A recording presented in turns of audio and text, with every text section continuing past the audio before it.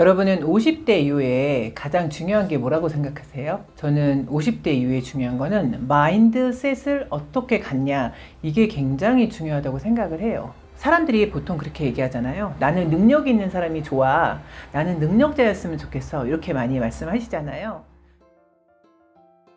이 마인드셋에 대해서 홍콩 대학에서 영어 강좌 시험을 열어서 한 실험이 있었어요. 요거 한번 읽어드려 볼게요. 누가 영어 강좌를 수강하려 했는지 살펴봤습니다. 성장 마인드셋을 가진 학생들은 강하게 수강 의사를 밝혔지만 고정 마인드셋의 학생들은 큰 관심을 보이지 않았습니다. 성공이란 배움에 달려 있다고 믿는 성장 마인드셋의 학생들은 기회를 잡으려 했지만 고정 마인드셋을 가진 학생들은 자신의 약점을 드러내 보이길 원치 않았습니다. 그렇게 해서 단기적으로는 마음이 편할지 몰라도 장기적으로는 자신의 대학생활 전체를 위험에 빠뜨릴 수 있는 선택으로 자신을 내몰고 말았습니다. 이것이 바로 고정 마인드셋이 배우지 않으려는 사람을 탄생시키는 과정입니다. 이 홍콩에서 모든 수업을 영어로 진행을 하는데 본인의 영어 실력이 부족함에도 불구하고 다른 사람이 내 영어 실력이 부족함을 드러내는 게 너무 싫었던 거죠. 그래서 이 고정 마인드셋을 가진 사람들은 그것을 숨기는 거고, 성장 마인드셋을 가지고 있는 사람들은 지금 당장 부족함이 드러날지라도 나는 배우면 곧 좋아질 사람이고 잘해낼 사람이라는 걸 알기 때문에 부족한 점을 드러내는 것을 두려워하지 않는다는 거예요. 마인드가 서로 다른 사람들이 부부를 할 때 정말 많은 문제점이 생기는 거죠. 일반적으로 여자분들이 성장 마인드셋을 갖고 있는데 남편분들이 고정 마인드셋을 갖고 있는 경우를 종종 볼 수가 있어요. 이런 경우에는 정말 많은 문제점이 야기가 되는데 그 부분 한번 읽어드려 볼게요. 내가 큰 실수를 저질렀구나 하고 느꼈을 때는 이미 늦은 뒤였어요. 내가 왜 우리는 이렇게 데이트를 많이 하네 라거나 뭔가 결정하기 전에 나랑 더 상의했으면 좋겠어 같은 말을 할 때마다 그이는 충격을 받았어요. 그래서 내가 제기한 문제에 대해 얘기하게 되기는커녕 그이의 기분을 풀어주느라 시간을 다 써버리고 말았지요. 뿐인가요? 그때마다 자기 엄마에게 전화를 걸더군요.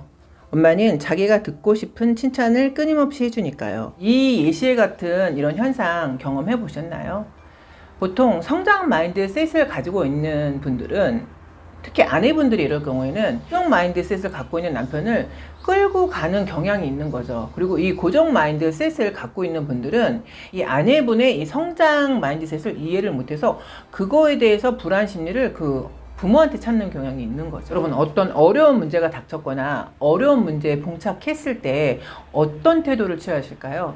이거 재밌겠는데? 힘들지만 한번 헤쳐나가 보겠어. 이렇게 마음을 다짐해보는 순간이 고정 마인드셋에서 성장 마인드셋으로 바뀌는 그 순간이 되는 거래요. 많은 대기업에서 사람을 보는 능력을 뽑을 때 어떤 기준점을 갖고 있냐면 저 사람이 비판과 실패에 대해서 어떤 태도를 취하나, 이거를 되게 본다는 거예요. 누군가가 본인을 비판했을 때 그 비판에 대한 수용 능력이 얼마큼 되나, 이걸로 인재를 뽑아내는 회사들이 있다는 거예요. 언제 똑똑하다는 생각이 드는지, 이거에 대해서 실험을 해봤었는데 고정 마인드셋을 가진 사람들은 내가 아무런 실수도 하지 않을 때 이때 내가 똑똑하다는 생각을 했다는 거예요. 그리고 두 번째는 뭔가 빠르고 완벽하게 끝냈을 때, 또 세 번째는 나한테는 쉬운데 다른 사람들은 어려워할 때 내가 정말 똑똑하다고 느꼈다는 거예요. 그래서 고로 이 고정 마인드셋을 갖고 있는 사람들은 지금 당장 효과가 나는 거, 지금 당장 결과를 알 수 있는 거에 대해서 본인이 똑똑하다고 생각하는 경향이 있었다는 거예요. 그리고 성장 마인드셋을 갖고 있는 사람들은 정말 어려운 일을 정말 열심히 했을 때, 예전에는 못했던 일을 해냈을 때 내가 정말 똑똑해졌구나, 이런 생각을 하게 됐고, 두 번째는 뭔가에 오래 매달려 마침내 그 뜻을 알아냈을 때, 지금 당장의 성공보다 그때 못했던 거를 시간을 걸려서 내가 해냈을 때, 고로 이런 성장 마인드셋을 갖고 있는 사람들은 당장의 성공이 그렇게 중요하지 않았다는 거예요. 많은 분들이 눈앞의 성공, 눈앞의 명예, 눈앞의 지위, 이런 거를 생각해서 어떤 사실을 왜곡시키는 경우 굉장히 많이 있으시잖아요. 1960년대에 하던 가장 흔한 말, 지금도 많이 쓰이는 말이죠. 가정이 결과보다 더 중요하다. 저는 이 말 되게 좋아하거든요. 근데 어떤 분들은 또 그렇게 얘기를 해요. 뭐로 가도 서울만 가면 된다. 결과가 좋으면 다 좋다. 이렇게 얘기를 하시거든요. 너는 결과주의자냐 과정주의자냐 하면 저는 과정주의자인 것 같아요. 그런데 이렇게 고정 마인드셋을 갖고 계신 분들은 당장 눈앞에 성공이 중요하기 때문에 과정을 아예 무시하고 그냥 결과만 보는 그런 성향들이 있으신 거죠. 고정 마인드셋은 사람들이 그 과정을 즐길 수 있도록 놔두지 않습니다. 당장에 결과부터 내놓으라고 닥달하는 것이죠. 성장 마인드셋을 가지고 계신 분들이 이런 고정 마인드셋을 평가절하하고 이해 못하는 부분은 한 시점의 평가, 이것 때문에 그러는 것 같아요. 한 시점의 평가로 한 사람의 능력을 이해하는데 별 가치가 없으며 특히나 그것을 근거로 미래에 성공할 잠재력을 평가하는 것은 불가능하다는 거예요. 이 잠재력, 사람의 잠재력은 사실 환경에 따라서도 많이 변하잖아요. 한국 우주국 나사 있잖아요. 이 나사에서 이 우주 비행사를 뽑을 때 그 성공 경험을 막 쓴 사람들 있잖아요. 성공하고 너무 잘 나가는 사람, 이런 사람들은 아예 뽑지를 않는다는 거예요. 엄청나게 처절하게 실패를 했는데 그 실패를 어떻게 딛고 일어났나, 이 과정이 잘 돼 있는 사람들을 우주 비행사로 뽑는다는 거예요. G의 CEO 잭 웰치가 사람을 뽑는, 임원을 뽑는 기준은 성장 가능성을 보고 뽑았었대요. 여러분, 그 성장 가능성을 어떻게 가름할 수 있을까요? 제가 개인적으로 생각하는 그 성장 가능성은 지속적인 학습력을 갖고 있는 사람들은 언젠가 성공을 한다는 걸 제가 알았어요. 뇌가 쓸수록 좋아진다는 소리가 맞는 것 같아요. 석사 때 그 교수님을 만났어요. 저희 교회에 오셔서 같이 예배도 드리고 이렇게 많은 대화를 나눴는데, 제가 그 교수님 보고 너무 깜짝 놀란 게 15년도 훨씬 넘은 일을 하나씩 다 기억하고 있으시더라고요. 그리고 저희 아들과 있었던 그 히스토리도 다 기억을 하고 계시더라고요. 뭐 이름서부터 우리 원우들, 그 많은 원우들을 다 일일이 다 기억하고 계셔서 제가 교수님한테 그랬어요. 교수님, 정말로 뇌는 쓸수록 좋아지는 게 맞는 것 같다. 근데 교수님이 그러시는 거예요.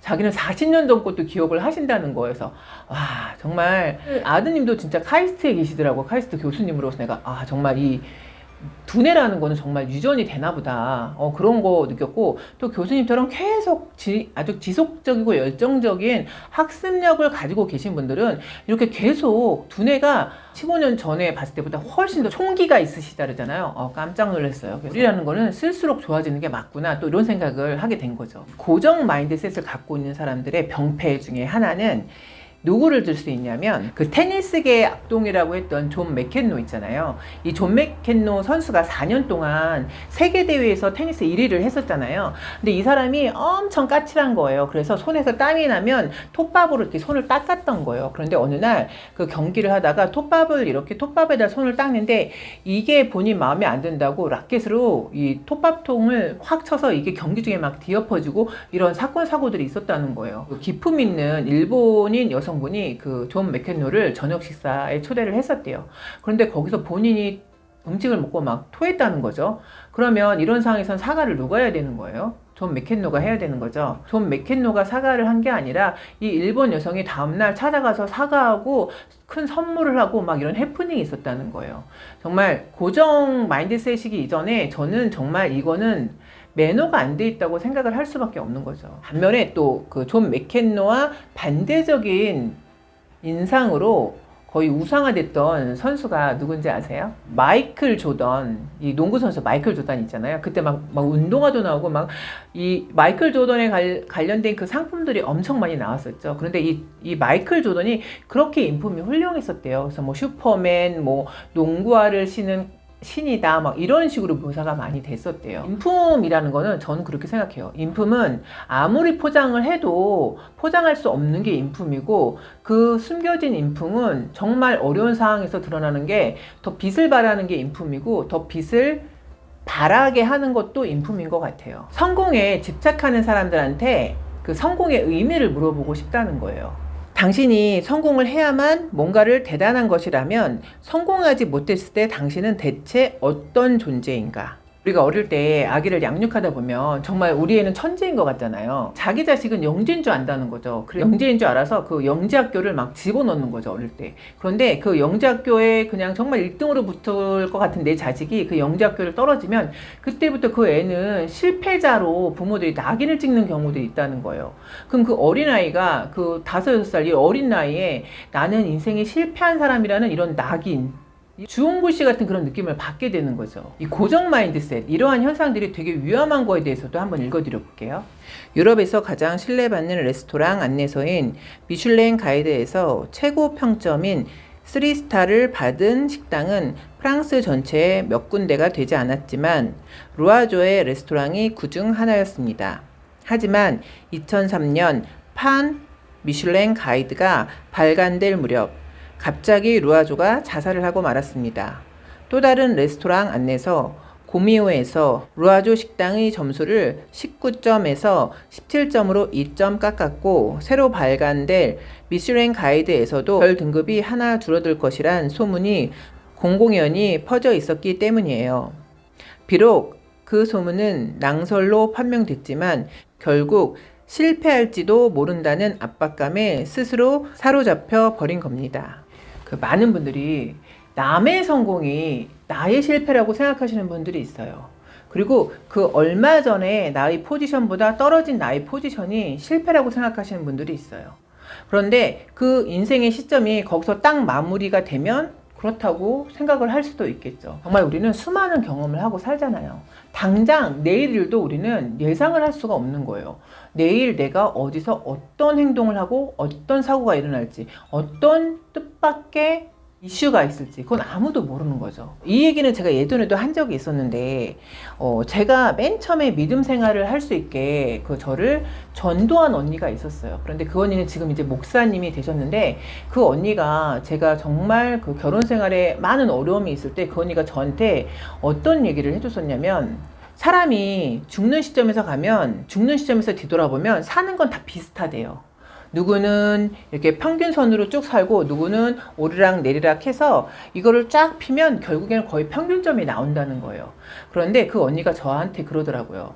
너는 쭉 일직선으로 그냥 잔잔하고 아무 이슈 없이 고요하게 살고 싶니? 아니면 올라갔다 내려갔다 하면서 인생의 희노애락을 다 보고 그리고 고맙고 감사한 거, 남들 어렵게 사는 거 이런 것도 다 경험해보고 살고 싶니? 이렇게 물어본 적이 있었어요. 저는 당연히 후자를 선택한다고 얘기를 했었어요. 그래서 올라갈 때 교만하면 안 되고 내려왔다고 좌절하지 않아야 된다는 소리가 그래서 이해되기 시작한 거예요. 제가 느낀 게 있어요. 안 좋은 일은 반드시 좋은 거 하나랑 선물 세트로 오는 것 같아요. 여러분 이거를 한번 인생에서 느껴보셨으면 너무 좋겠다 이런 생각이 들 때가 있어요. 그래서 저는 나쁜 일이 딱 터지면 아 좋은 일 뭔가 하나가 선물 세트로 오겠구나 이런 생각을 했었어요. 안 좋은 일이 터지면 또 좋은 일이 하나가 오고 또 좋은 일이 또 있으면 또 안 좋은 일이 뒤를 따라오는 경우도 있어요. 그러니까 아 인생이 이래서 공평한 거라는 얘기를 하는 거구나 이런 생각이 들 때가 있어요. 그래서 지금 너무 어렵다고 너무 좌절하실 것도 아니에요. 어느 사람이 지금 너무 잘 나간다고 해서 그 사람을 부러워할 것도 아니에요. 우리가 정말 너무 많은 시간과 경험을 통해서 알잖아요. 지금 잘 나가도 얼마 후에 나락으로 떨어지는 경우도 있고 나락에 있는 사람이 다시 올라가는 경우도 있기 때문에 이런 거에 일일일비 하지 않는 것도 괜찮은 중년이다. 뭐 이런 생각을 한번 해본 거죠.